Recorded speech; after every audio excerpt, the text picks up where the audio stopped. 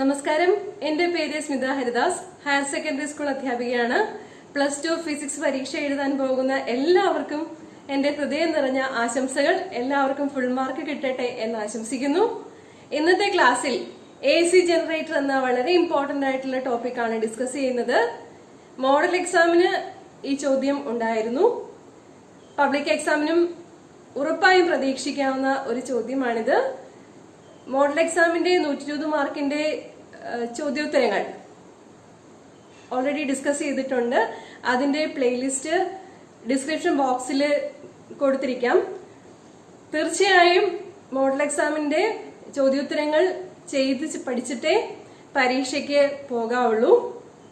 അതിൽ നിന്നും ഒരുപാട് ക്വസ്റ്റ്യൻസ് കിട്ടാൻ സാധ്യതയുണ്ട്. ഫുൾ മാർക്ക് നേടാനാവും. എല്ലാവർക്കും ആശംസകൾ.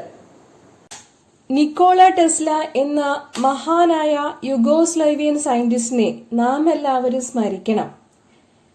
കാരണം അദ്ദേഹത്തിന്റെ മഹത്തായ കണ്ടുപിടുത്തമായ AC ജനറേറ്ററിനെ ആസ്പദമാക്കിയാണ് ഇന്ത്യയിലെ പവർ ഹൗസുകളെല്ലാം പ്രവർത്തിക്കുന്നത്.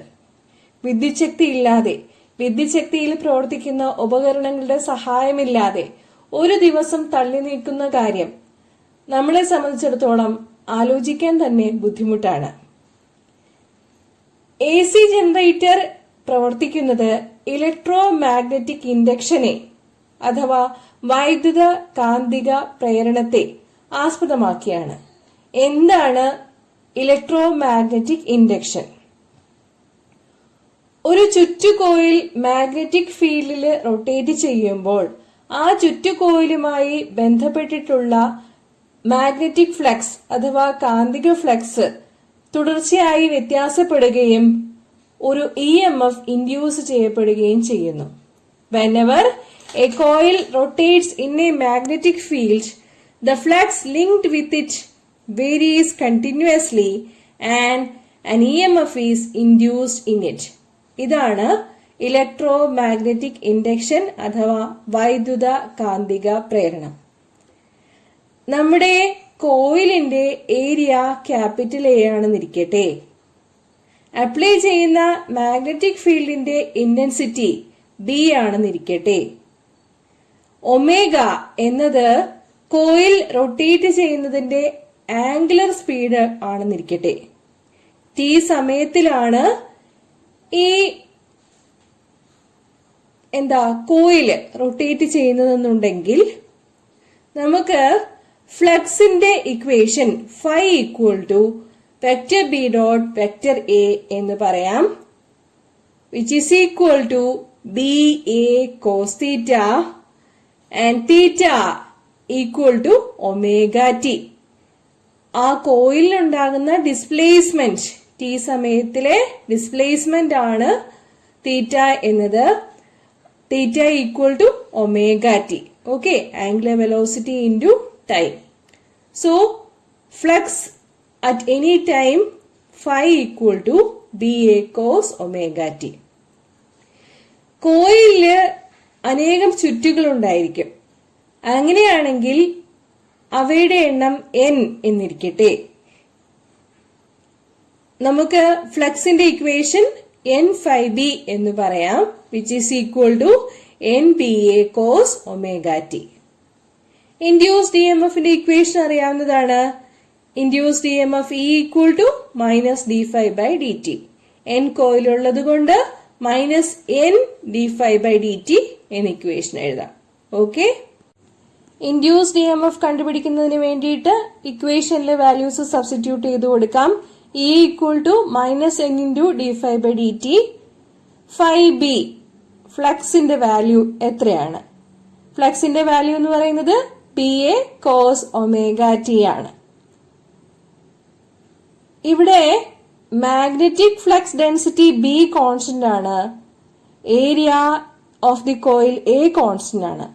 അപ്പോൾ ഡിഫറൻഷിയേറ്റ് ചെയ്യേണ്ടി വരുന്നത് cos ഒമേഗ T മാത്രമാണ്. d/dt of cos omega T എന്നാൽ -ഒമേഗ sin ഒമേഗ T ആണ്. ഓക്കെ, അങ്ങനെയാകുമ്പോൾ ഇൻഡ്യൂസ്ഡ് EMF കിട്ടുക NBA omega sin omega t എന്നതാണ്. ഇവിടെ ഒരു മൈനസ് അധികമായി വന്നിട്ടുണ്ട്. ഇക്വേഷനിൽ അവസാനം induced EMF E equal to NBA omega sine omega T എന്ന് മതി. ഇനി എന്തായിരിക്കും ഇൻസ്റ്റന്റേനിയസ് വാല്യൂ ഓഫ് EMF? അതിന്റെ maximum value. Instantaneous value of EMF എന്നുള്ളത് NBA omega sine omega T ആണ്. മാക്സിമം വാല്യൂ കണക്കാക്കുമ്പോൾ E ഈക്വൽ ടു E0 എന്ന് വരുന്നതാണ്. അതായത് when sin omega t equal to 1. അതാണ് മാക്സിമം വാല്യൂ. നമുക്ക് ഇൻസ്റ്റന്റേനിയസ് വാല്യൂ ഓഫ് EMFന്റെ ഇക്വേഷൻ എഴുതാനാവുക E equal to E0 sine omega T എന്നതാണ്. E0 ആണ് maximum value of EMF which is NBA omega. അതെപ്പോഴാണ് കിട്ടുക? സൈൻ ഒമേഗ ടിയുടെ വാല്യൂ 1 വരുമ്പോഴാണ്. അതായത് സൈൻ ഒമേഗ ടി എന്നുള്ളതിൽ omega T equal to 90 degree വരുമ്പോഴാണ് E ഈക്വൽ ടു E0 എന്ന് കിട്ടുക. ഓക്കെ, നമുക്ക് peak value of induced EMF പറഞ്ഞു കഴിഞ്ഞു. E0 equal to NBA omega എന്നുള്ളത്. അത് വരിക എപ്പോഴായിരിക്കും? ഒമേഗ ടി 90 ഡിഗ്രിയോ അല്ലെങ്കിൽ 270 ഡിഗ്രിയോ ആകുമ്പോഴാണ്. ഇതിപ്പോ AC-യുടെ വാല്യൂ ആണ്. ഇൻസ്റ്റന്റേനിയസ് വാല്യൂ ഓഫ് EMF ആണ്. AC ജനറേറ്റ് ചെയ്ത് കഴിഞ്ഞു. അതായത് സൈൻ ഫംഗ്ഷൻ ആയിട്ട് നമുക്ക് ഇൻസ്റ്റന്റേനിയസ് വാല്യൂ ഓഫ് EMFനെ റെപ്രസെന്റ് ചെയ്യാൻ സാധിച്ചു കഴിഞ്ഞു. ഇനി എങ്ങനെയാണ് ഈ വേരിയേഷൻസ് വരുന്നത്? E0 സൈൻ ഒമേഗ ടി എന്നതിനനുസരിച്ച് നമ്മുടെ ആർമേച്ചർ കോയിലിന്റെ റൊട്ടേഷനുമായി ബന്ധപ്പെടുത്തി സിനുസോയിഡൽ ഫംഗ്ഷനെ എങ്ങനെ വിശദീകരിക്കാനാവും, AC-യെ എങ്ങനെ വിശദീകരിക്കാനാവും എന്നുള്ളത് നോക്കാം. നമ്മുടെ AC ജനറേറ്ററിന്റെ സെറ്റപ്പ് നോക്കുക. മാഗ്നറ്റിക് ഫീൽഡ് ഉണ്ടാക്കുന്നത് ശക്തമായ കാന്തങ്ങളാണ്. അവയുടെ പോൾസ് കാണിച്ചിട്ടുണ്ട്, N എന്നും S എന്നും, നോർത്ത് പോളും സൗത്ത് പോളും.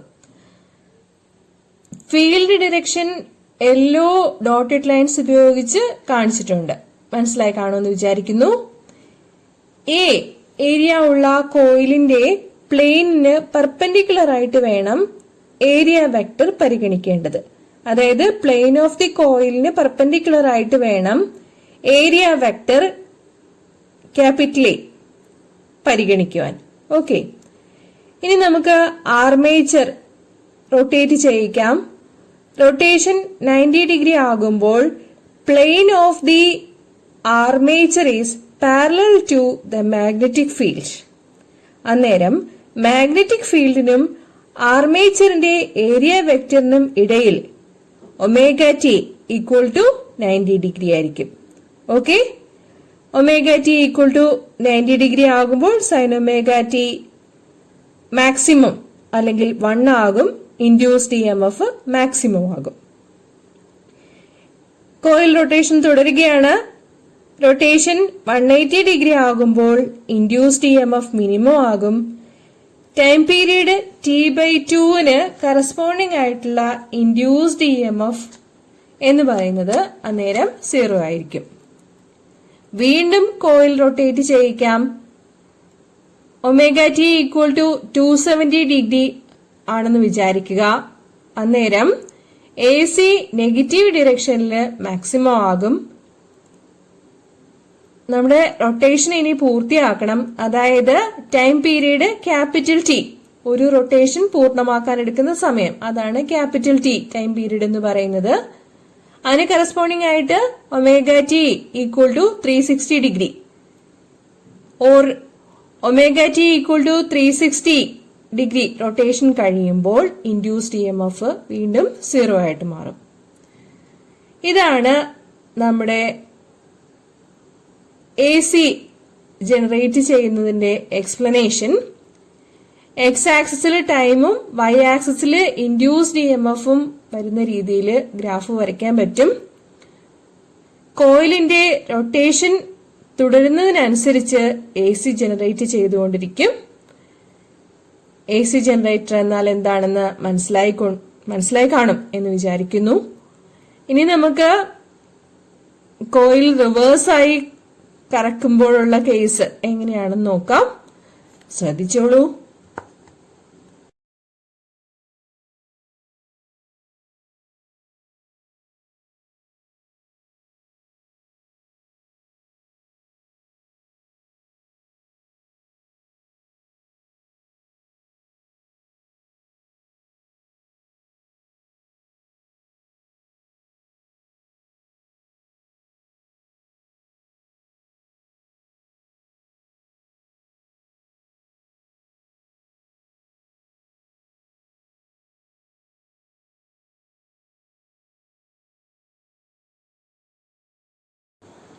എ സി ജനറേറ്റർ പറഞ്ഞു തന്നത് മനസ്സിലായിട്ടുണ്ടാവും എന്ന് വിചാരിക്കുന്നു.